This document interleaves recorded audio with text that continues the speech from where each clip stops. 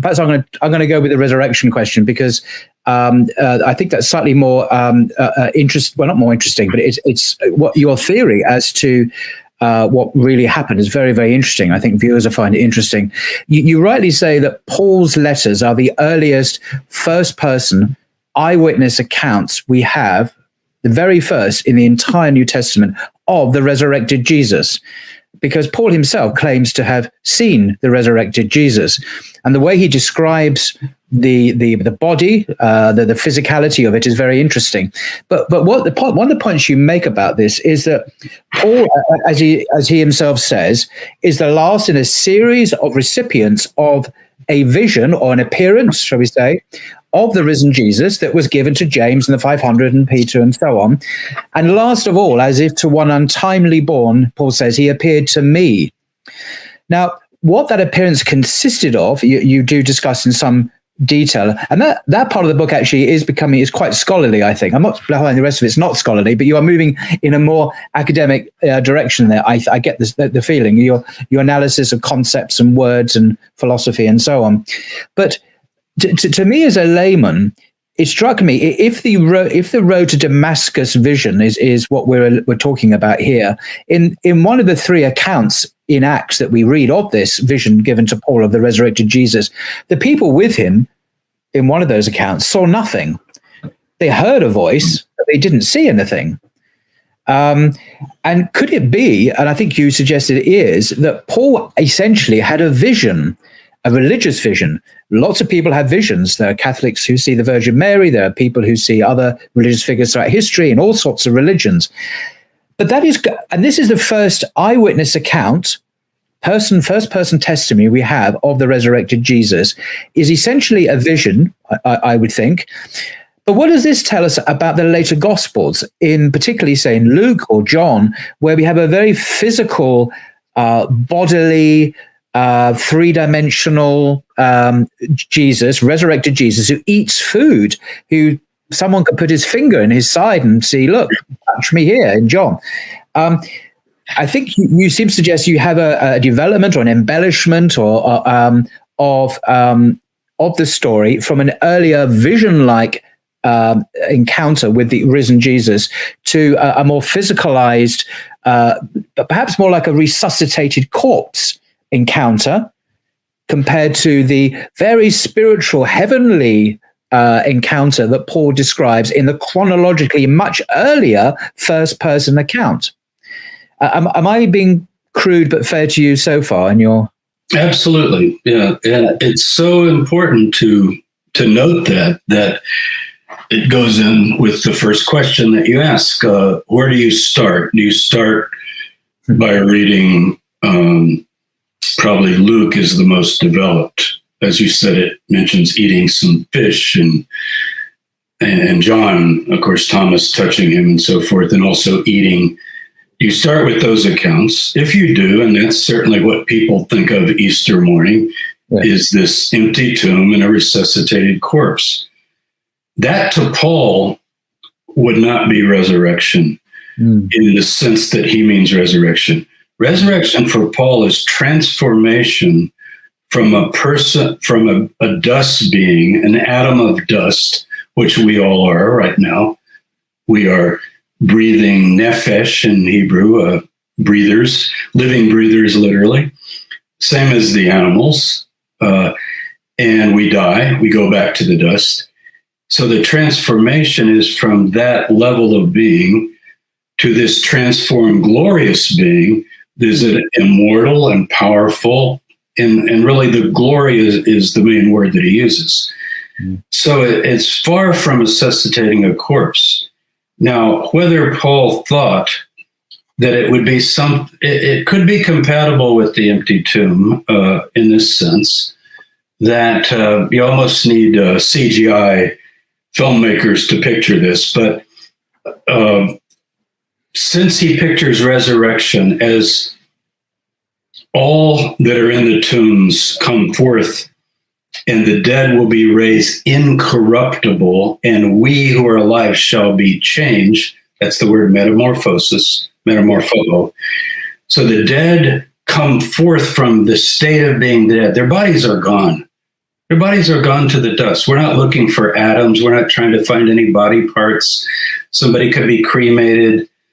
Even the book of Revelation talks about the sea gave up the dead that are in it. We're not talking about finding corpses. Even scientifically, we know that's an absurdity. Once someone is deteriorated enough, they're just gone. And so Paul's idea is, no, the essential you, though, comes forth, but it's reclothed. He understands the state of death. He calls it in 2 Corinthians 5, a very important passage on this.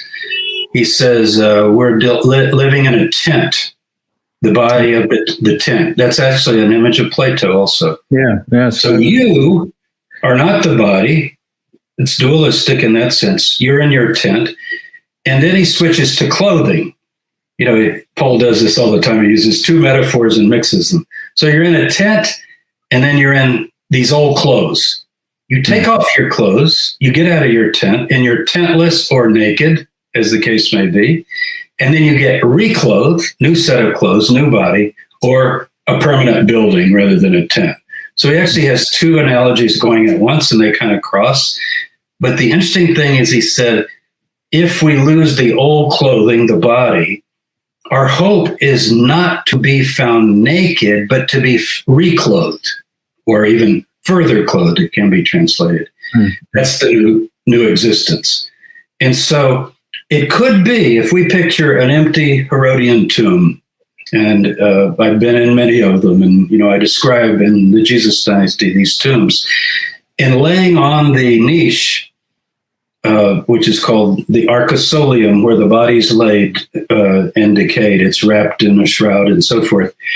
And I think I start my book by talking about actually finding the only shrouded remains of a first century person ever discovered, with Shimon Gibson, just hiking in the Valley of Hinnom with our students one day. And by chance, we come across a freshly robbed grave that ended up dating back to the first century. And some of the shroud was even left. So this is very vivid to me. So I'm picturing the body in the niche. And this is how I'm imagining Paul would see it. That suddenly there'd be some sort of energy field in the tomb, and whatever is left of that physical body would just sort of melt or transmogrify. Is that a word? It would just sort of, and all that would be left would be some residue of clothing or something. And you would go like, what happened? Where is he? But not a corpse getting up and walking out, and it's the same physical state that it was in before. I think that's how Paul would view it. So Paul, everybody says Bart would say this, Crossan would say this. I know you've interviewed Dom as well. They would say, well, the empty tomb is later. I'm not completely sure of that. How you explain it, I guess you could just believe what Paul says, that Jesus was raised from the dead. But resurrection is more apotheosis, which is a big word, but it essentially means being divinized, being taken up into the heavenly world. And the way you can really see this in Paul, how everyone says 1 Corinthians 15 is the resurrection chapter. No, it's not. It's not the resurrection chapter. The resurrection is a subsidiary question. If we're going to have this great transformation, what about the dead? Did they get to, because they're going to miss it. 1 Thessalonians, same thing. What about the dead? Don't worry about it. They also will experience the same, even though they've died. But it's the transformation that is the topic. So if we wanted to put a title on that chapter, which it's not necessary we do, but we do this sort of topical thing, it would be called the revealing of the new Adams, ADAMS, the new Adamic race. And these are these transformed spirit beings. He said the first man, Adam, was a man of dust. He actually quotes Genesis 2, verse 6. He quotes it. The second man, Adam, is a life-giving spirit, a transformed spirit. Now, why body? Well, for Paul, body is your mode of being. You're not just this essence that effuses through the universe, or even in some kind of interim state, but you actually are awakened. His metaphor is sleep. You're awakened to this new empowered existence that is far beyond anything that could ever be the case in this material world. Well, what strikes me about the resurrection encounters, well, perhaps I should qualify that. There is what I perhaps irreverently call the zombie apocalypse at the end of Matthew's gospel, where at the time of Jesus' death, you get an unknown number, a large number of people coming out of their graves. Actually, this is bodily resurrection, resuscitation style, and walking around Jerusalem and returning to their families. But that apart, those two verses, those two solitary verses, which have no other attestation in history, as far as I'm aware, not in Josephus or the Gospels or anywhere else. So parking those on one side, what strikes me about these resurrection appearances in the early Christian tradition is that they only ever happen to disciples. Christians already, disciples of Jesus. They don't happen to anyone else. They don't happen to Pilate or any non-Christians. So it's already that the true believers are receiving this visionary experience. And that strikes me as interesting and slightly suspicious, because if it was a corporeal resuscitation kind of event that Luke portrays, then why couldn't it have occurred to other people as well? And why hasn't their testimony been preserved?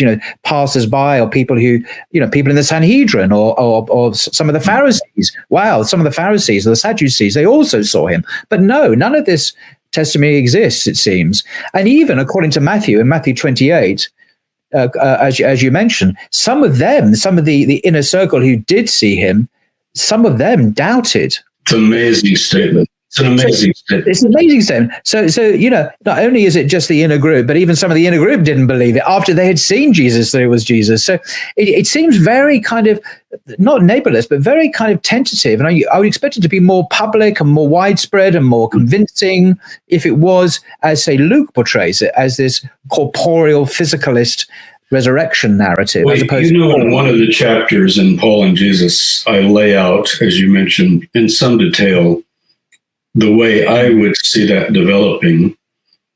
In other words, let me put it together for you the way I think it might have happened chronologically. The earliest experience, the one Paul's talking about, was akin to some combination maybe of seeing a light or seeing a manifestation of glory, but also a presence, an incredible presence. Yes. And it was indescribable, but it was indisputable to these people. It was essentially saying, though he is dead, he's actually alive. And it's echoed a little bit in the book of Acts, like Acts 9 and so forth, in these three accounts of Paul, where he's blinded.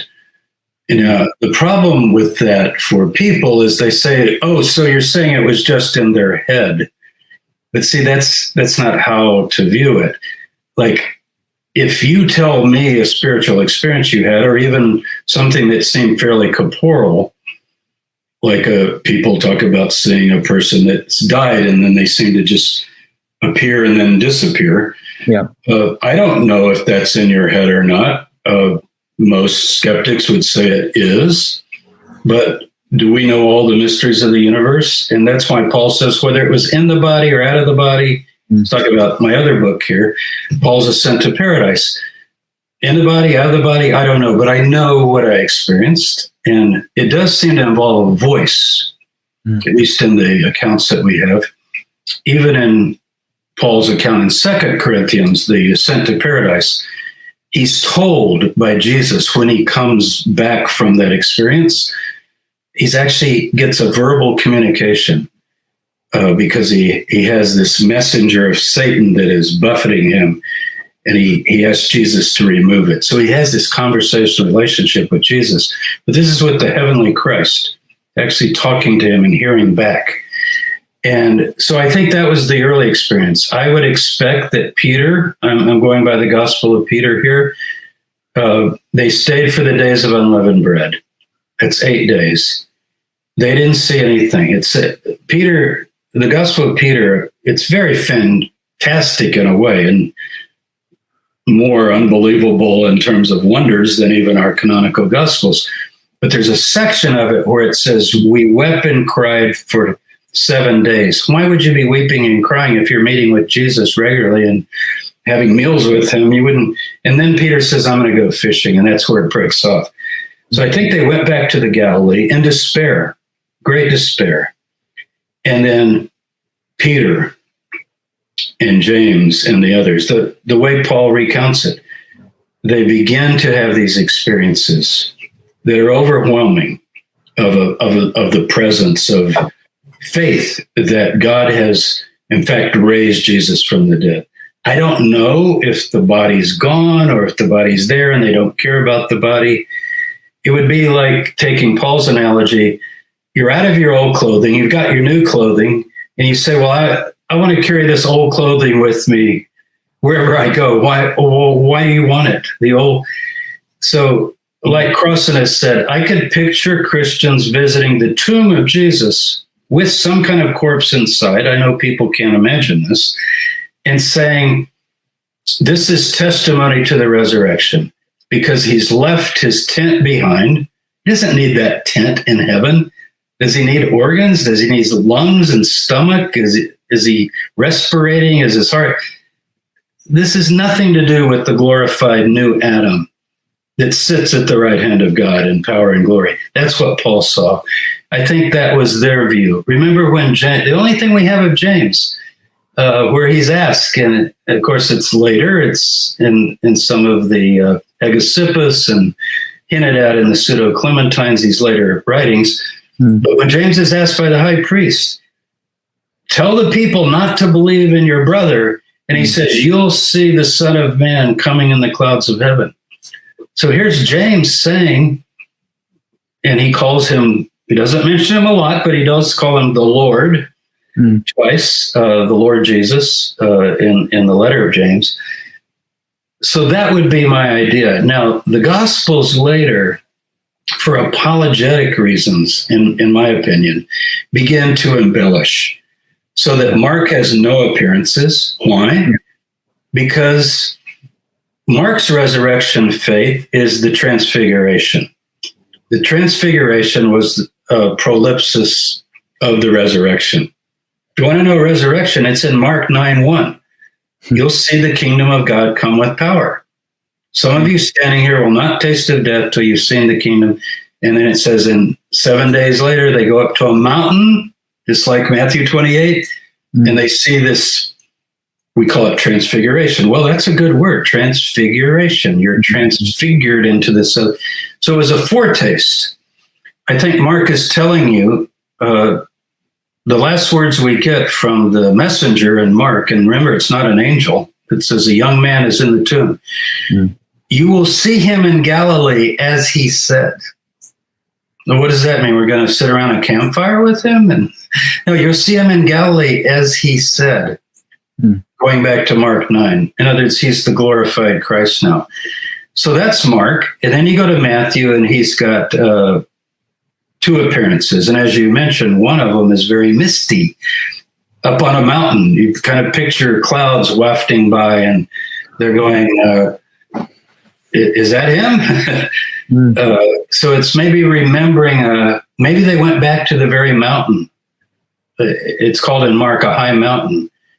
I picture them maybe going back to that mountain. It's odd that Matthew would have it on a mountain. Notice Mark and Matthew are Galilee, not Jerusalem. People pointed out that for years, right?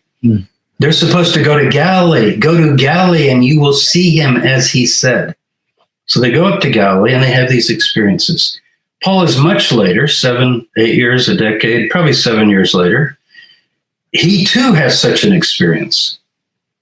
Now, I'm not going to psychoanalyze that and say he was guilt-ridden and he was this and that. And, who knows why people have experiences, but he had the experience. He goes to the others, apparently, and they're terrified of him. And he says, no, I've seen him. I've seen him too. And I even heard him. And I think they accept that Paul also has, because look at his behavior, it completely changes. Well, then you get our last two accounts, and they're much later. I mean, that's not a coincidence. They're much later. And that would be Luke and John. And now we're getting people, not Celsus, but the Celsus type, the second century skeptic. Come on now. What, you had a vision, but people always have visions. What is it? Was it really something you could prove? And now they try to do both, because Jesus still ascends, still takes off, so to speak, into the other world. But before that, he's got to concretely show, no, it's really me. And I think this is strictly for apologetic purposes. No, in fact, I argue, and I think it's in Paul and Jesus, that the best account of the tomb being visited is the first 10 verses only of John 20. And if you read just the first 10 verses, it is absolutely the most natural account. Mary Magdalene goes early. She's alone.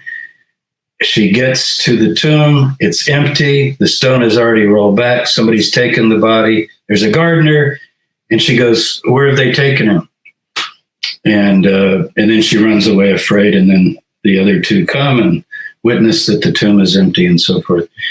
But these other accounts like John 21 and even the latter part of John 20, I think that's more to show that no, the corpse needs to also be walking around. In some ways, you're combining the two. When my students read this, they always say, well, didn't he walk through the locked doors? And then it seems like he just sort of disappears. So isn't it kind of like an epiphany, maybe, like you have in the Hebrew Bible, where an angel will appear and eat a meal, and then kind of, I think, is it with Gideon, where they make him some cakes, and then he touches the fire with the stick, and it says he just goes up in the flame, just sort of disappears to the other realm. So maybe they were thinking of it more like that it's not so much that the corpse is walking around, but that the risen Jesus manifests himself in a physical way so that they could believe, and then resumes his spiritual, we call it epiphany, right? I think that's the technical.